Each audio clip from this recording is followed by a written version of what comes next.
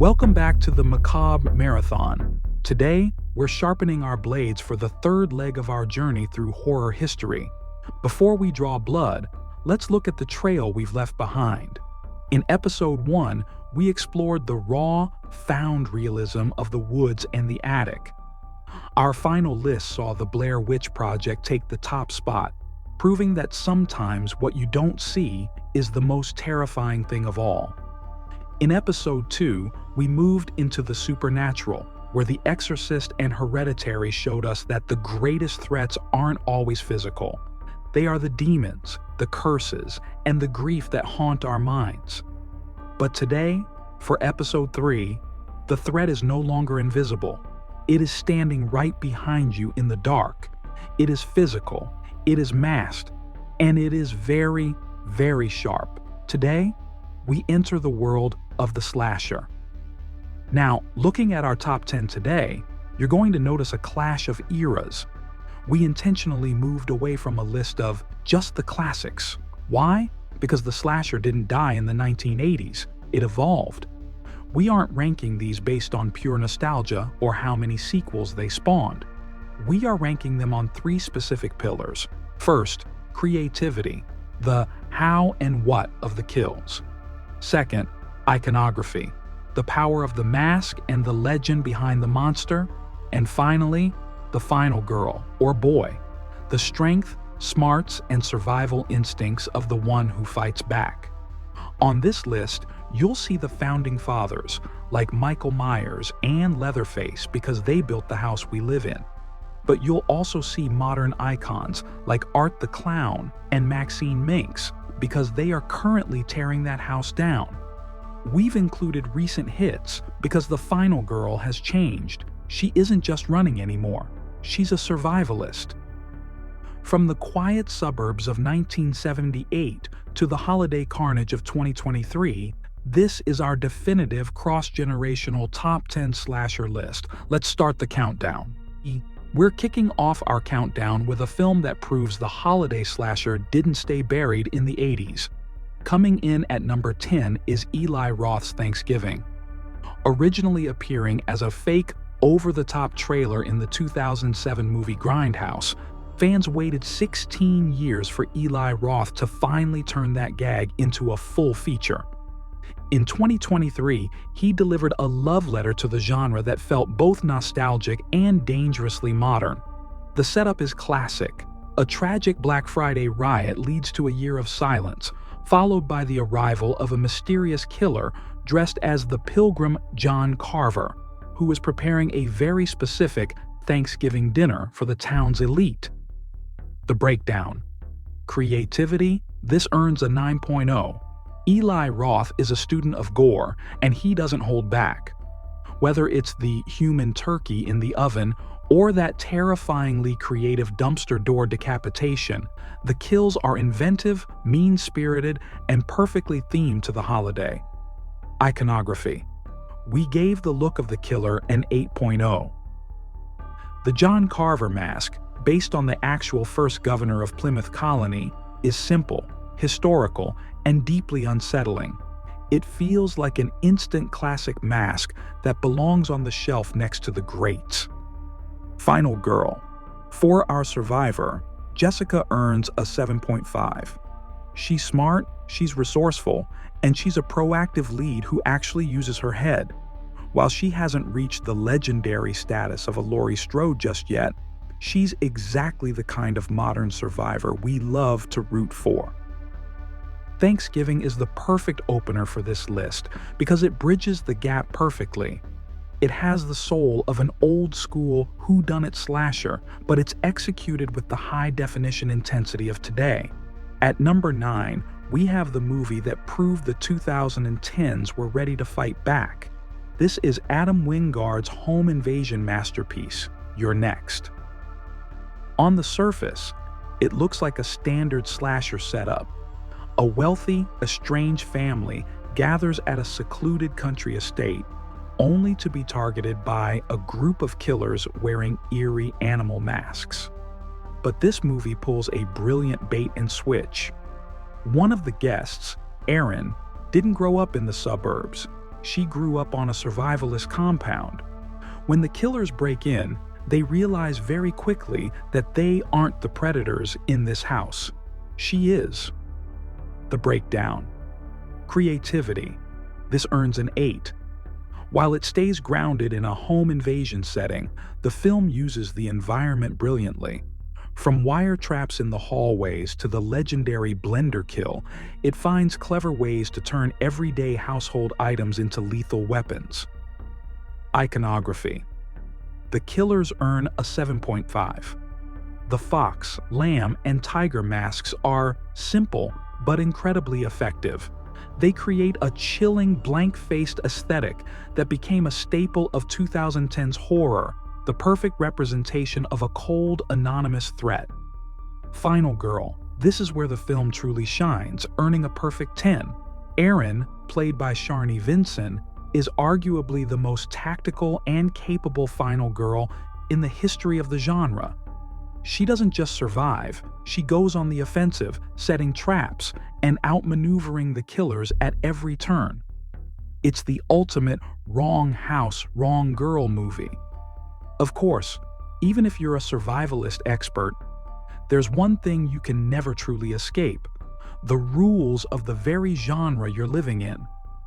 Coming in at number 8, we have the requel that proved the slasher genre could still be meta and terrifying at the same time: Scream, 2022.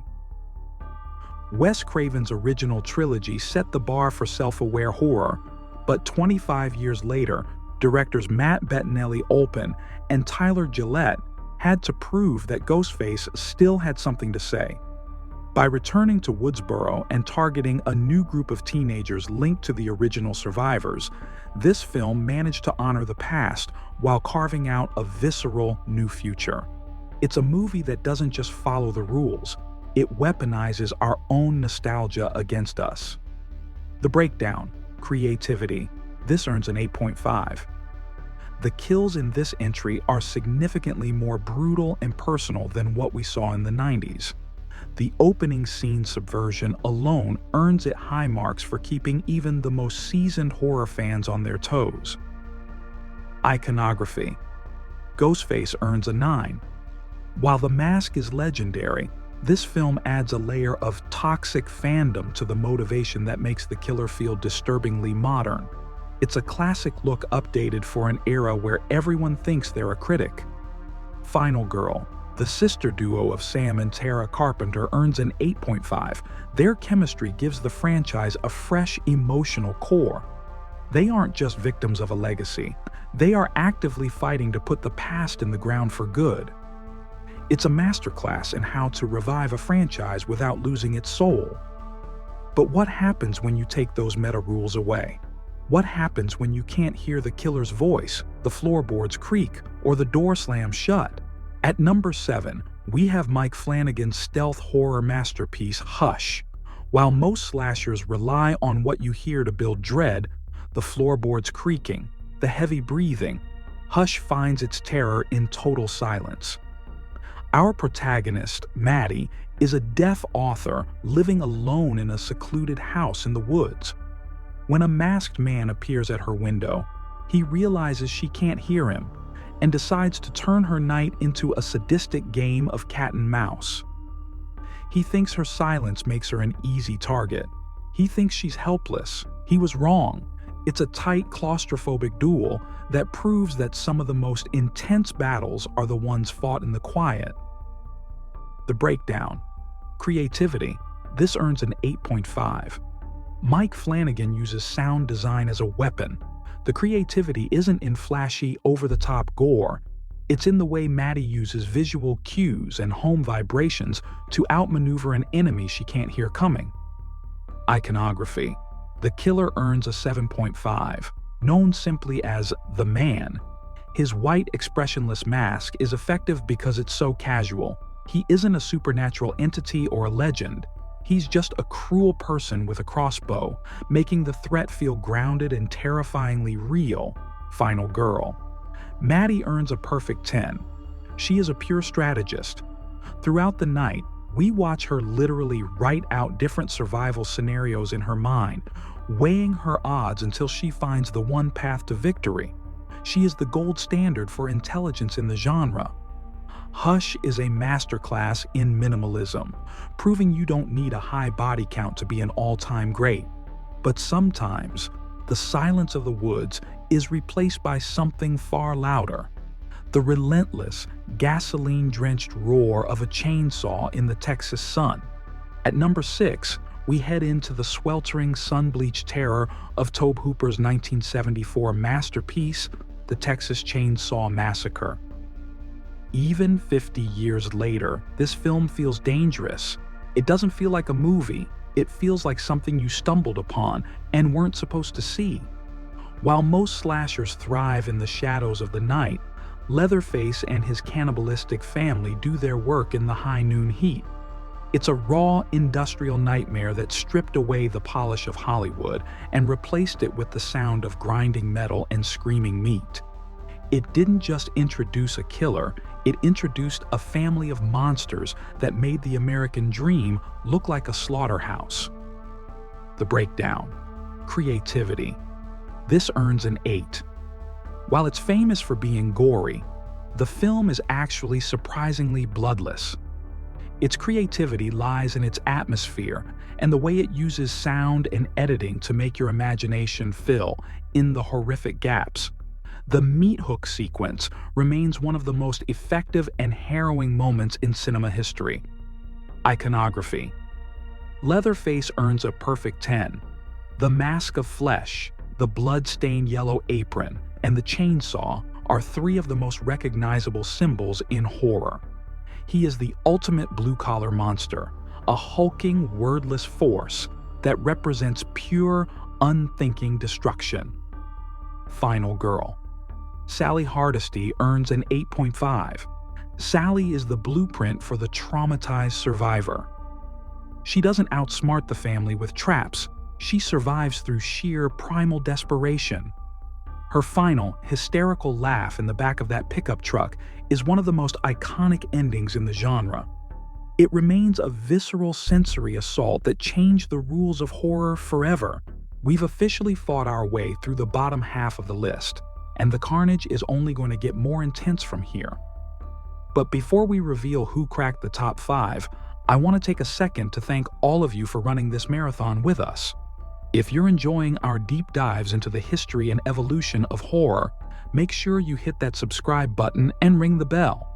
We're building a community of gorehounds and cinephiles here, and we don't want you to miss a single frame.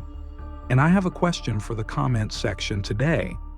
If you were trapped in a slasher movie, which final girl or final boy from our list would you want by your side to help you survive? Are you Team Aaron from Your Next, or are you putting your life in the hands of the Carpenter sisters? Let us know below. We read every single one of your survival plans. All right, the breathers are over. It's time to head into the heavy hitters. We're moving from great movies into cultural landmarks. We're talking about the peak of practical effects, the perfection of the meta-slasher, and the absolute gold standard of the genre. We're starting our top 5 with a holiday homecoming that is already being called the most brutal slasher of the decade. Breaking into our top 5 is the newest entry on our list, and arguably the most controversial, Damien Leone's Terrifier 3. While the first 2 films turned Art the Clown into a modern underground legend, the third installment solidified him as the new face of horror for the 2020s. By moving the carnage from Halloween to Christmas, Leone didn't just give us a holiday slasher, he gave us a nihilistic, gore-soaked spectacle that pushed the boundaries of what an audience can handle. Art isn't just a killer, he's a silent mime of death who treats every murder like a twisted piece of performance art. The breakdown. Creativity. This earns a perfect 10. Say what you will about the intensity, but the practical effects work here is unparalleled. From the shower sequence to the mallet scene, the kills are so imaginative and technically complex that they've set a new high water mark for the subgenre. Iconography. Art the Clown earns a 9. In less than a decade, he has become as recognizable as the icons from the 80s. His black and white aesthetic and his refusal to make a single sound, even when being attacked, makes him one of the most unsettling presences in cinema history. Final Girl. Sienna Shaw earns an 8. After the events of the second film, she returns here as a warrior final girl. She's traumatized, but she's also the only person capable of standing toe-to-toe with Art's supernatural cruelty, making her the perfect foil to his chaos. It's a brutal, relentless reminder that the slasher genre still has the power to truly shock us. But before Art the Clown was turning holidays into nightmares, there was another killer who ruled the dream world, a man who proved that even when you're asleep, you aren't safe. At number 4, we enter the dreamscape with Wes Craven's 1984 masterpiece, A Nightmare on Elm Street. Before this film, slasher killers were mostly tethered to the real world. They were men in masks you could outrun or hide from, but Wes Craven changed the game by attacking us where we are most vulnerable, in our sleep. By introducing Freddy Krueger, the charred dream demon with a razor-clawed glove, horror moved away from the woods and into the subconscious. It turned every bed into a trap, and every yawn into a death sentence. It's the film that taught a generation of kids that if you die in the dream, you die for real. The breakdown. Creativity. This earns a perfect 10. Because the kills happen in a dream world, the laws of physics don't apply. From Tina being dragged across the ceiling, to Glenn being swallowed by his own bed and transformed into a geyser of blood, the practical effects and imagination on display here are legendary. Iconography. Freddy Krueger earns a perfect 10. The striped sweater, the fedora, and that iconic glove created a silhouette that is instantly recognizable across the globe. Robert Englund's performance turned a monster into a pop culture icon who could be terrifying and charismatic at the exact same time. Final Girl. Nancy Thompson earns a 7.5. While she doesn't have the survivalist training of some of our modern entries, Nancy is the ultimate preparer. She studies her enemy, sets a series of complex traps, and pulls the monster into the real world to fight him on her terms. She is the mother of the strategic Final Girl. It remains one of the most imaginative and conceptually terrifying films ever made. But as Freddy was conquering our dreams, a new kind of Final Girl was emerging in the real world. One who would prove that even a quiet farm in Texas could hold a secret more twisted than any nightmare. Taking the bronze medal is Ty West's 2022 masterpiece, X. While many modern slashers try to reinvent the wheel, X succeeded by mastering it. Set in 1979, the film follows a group of aspiring filmmakers who rent a rural farmhouse to shoot an adult film, only to find themselves hunted by their elderly hosts. It is a stunning high-definition tribute to the grindhouse era, exploring the terrifying intersection of youth, beauty, and the bitterness of aging. It didn't just give us a slasher, it gave us a character study wrapped in barbed wire and blood. The breakdown. Creativity. This earns a 9.5. Ty West uses the farmhouse setting to create kills that feel grounded yet shockingly visceral.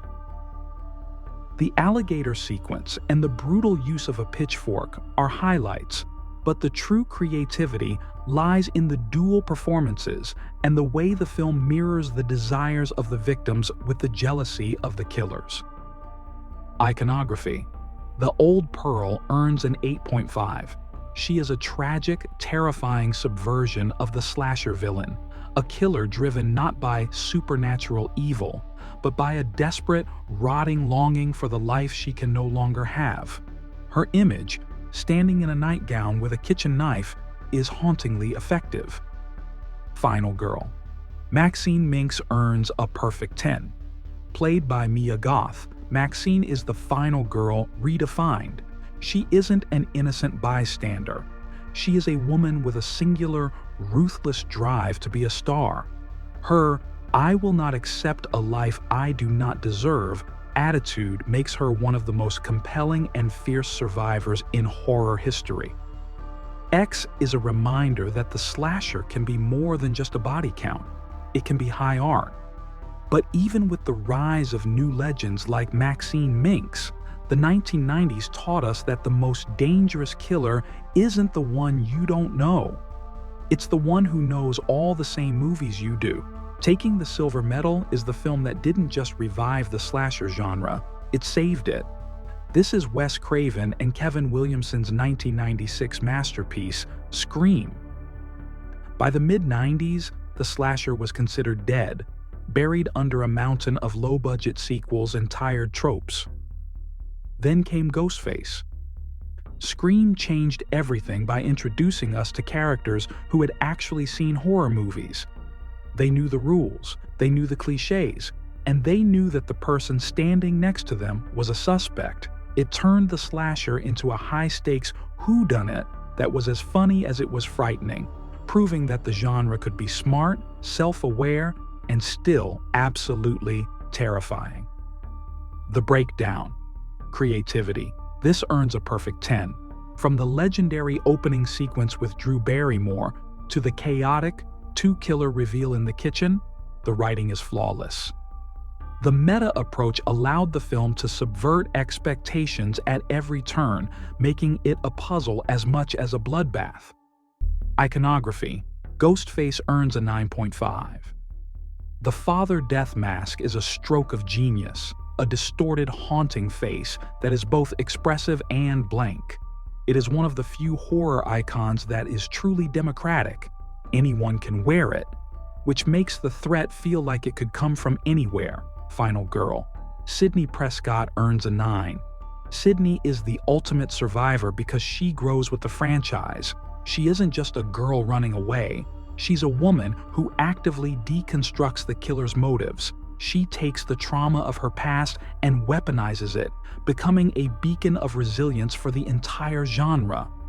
Scream is the definitive meta-slasher, a film that looked horror in the eye and dared it to be better.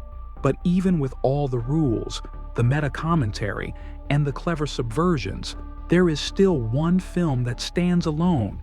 One film that stripped away the jokes and the gimmicks to give us the purest, most terrifying version of The Shape of Evil.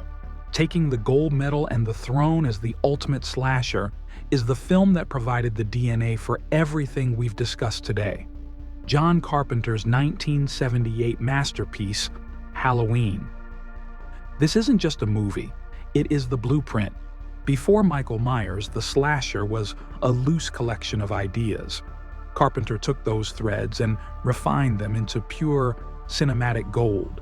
He moved the horror away from gothic castles and backwood chainsaws and placed it in the one place we felt safest, our own front lawns. By bringing The Shape to the quiet streets of Haddonfield, Carpenter turned the suburban dream into a suburban nightmare. It's a film that thrives on shadows, silence, and the terrifying idea that evil doesn't need a motive. It just needs a mask. The breakdown. Creativity. This earns a 9. Carpenter's genius wasn't in complicated traps or massive gore. It was in the stalking.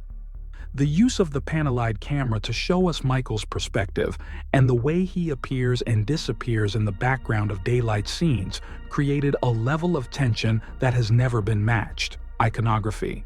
Michael Myers earns a perfect 10. The Captain Kirk mask painted white, the blue coveralls, and the simple kitchen knife.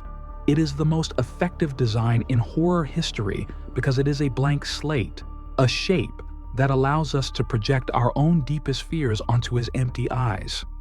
Final girl. Laurie Strode earns a perfect 10. Jamie Lee Curtis didn't just play a survivor, she defined the archetype. Laurie is the perfect balance of vulnerability and strength. She is the one who notices the things others ignore, and she is the one who drops the knitting needles to pick up the blade. She is the mother of all final girls. Halloween remains the peak. It is the purest expression of the slasher genre, proving that all you need for a masterpiece is a mask, a knife, and a theme song that never lets you breathe. And there it is, the definitive top 10 slasher ranking for the Macabre Marathon. From the pilgrim-hatted vengeance of Thanksgiving to the silent stalking of Michael Myers, we've seen how the genre has bled, evolved, and survived across 5 decades. But the marathon doesn't end here.